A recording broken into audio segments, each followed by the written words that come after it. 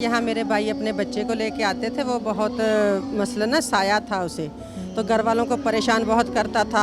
8 साल का बच्चा था, कभी छुरी लेके कहता था मैं अपने पेट में मारूंगा। तो इलाज का समझ नहीं आना, डॉक्टरों को समझ आ रहा था ना किसी को समझ आ रहा था। तो मैं इस बाबागिरी वगैरह को मानता भी नहीं हूँ, कहीं जाता भी नहीं था।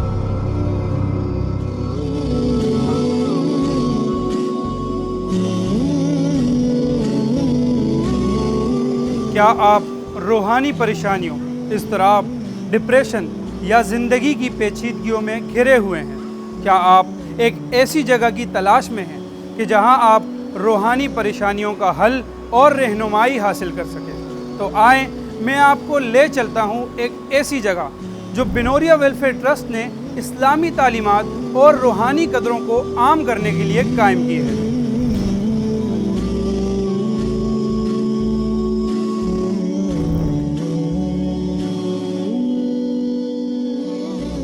जिस तरह दुनिया के अंदर जिस्मानी बीमारियों के लिए तबीब अल्लाह ने रखे हैं, डॉक्टर रखे हैं, इलाज रखा है, इसी तरह रूहानी मसाइल हैं, जादू है, जिन्नात है, आसेब है, घरेलू नाचाकियाँ हैं, डिप्रेशन है, फालिज है, दूसरे जो मसाइल हैं, शादी के अंदर रुकावटें हैं, कारोबार के अंदर रुकावटें हैं, इसके लिए अल्लाह ने कुरान और हदीस के अंदर इलाज रखा है।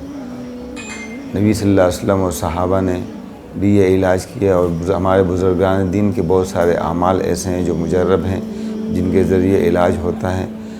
इलाज के लिए आने वाले लोग सुबह सवेरे आकर लिस्ट में नाम लिखवाते हैं। 10:30 बजे टोकन देने का सिलसिला शुरू होता है।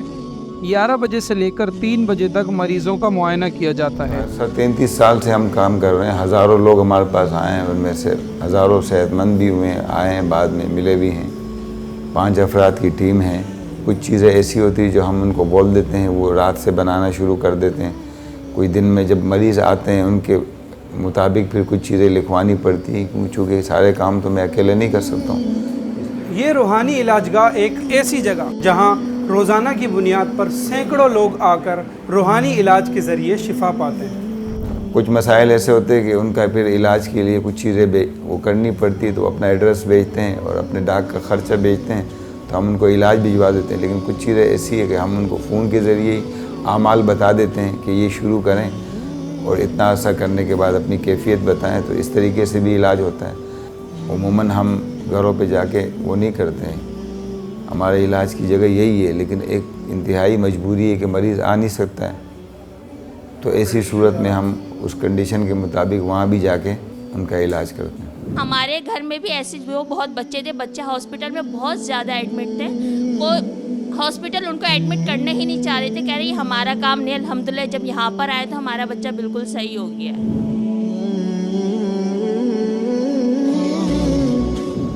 कुछ ऐसे तिब्बी नुस्खे हैं जो मुजर्रबात में से हैं। जैसे मेरे वालिद साहब खुद आलिम थे, बिनोर टाउन के फारिग थे, उनको हिकमत से भी दिलचस्पी थी, तो उनके कुछ मुजर्रबात हैं।